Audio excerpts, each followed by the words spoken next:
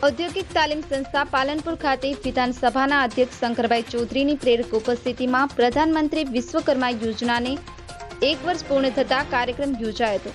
આ કાર્યક્રમમાં વિધાનસભાના અધ્યક્ષ દ્વારા કારીગરોને ચેક અને પ્રમાણપત્ર વિતરણ કરવામાં આવ્યા હતા। પ્રધાનમંત્રી વિશ્વકર્મા યોજના કાર્યક્રમમાં દેશના વડાપ્રધાન શ્રી નરેન્દ્રભાઈ મોદી મહારાષ્ટ્રના વડોદરા ખાતેથી વર્ચ્યુઅલી જોડાયા હતા।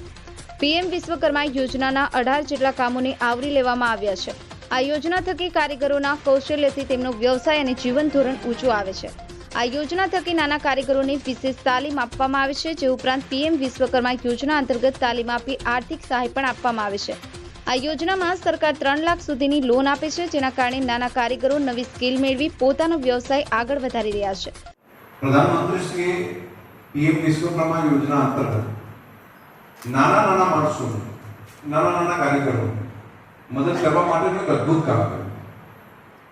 શરૂઆતના તબક્કે તેને તાલીમ આપવાની બાબત હોય, તેને કીટ આપવાની બાબત હોય, તેને બેંક સાથે જોડવાની બાબત હોય, બધું કલેક્ટિવ એક વિચાર કરીને તાલીમ આપવી, પ્રોત્સાહિત કરવો, તેની પાસે ઇક્વિપમેન્ટ ના હોય તેને સાધનો પહોંચતા કરવા અને છેલ્લે મોટું કંઈ સલાહ મારી શકે એટલા માટે અમે બેંકો સાથે જોડવા એક કલેક્ટિવ વિચાર કરીને પૂરા દેશની અંદર સ્કિલ ડેવલપમેન્ટ માટેનું એક અદ્ભુત કામ કર્યું।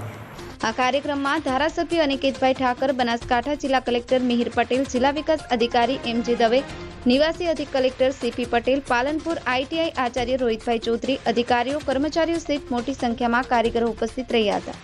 नीरज बुराना, जी एक्सप्रेस न्यूज, बनासकांठा।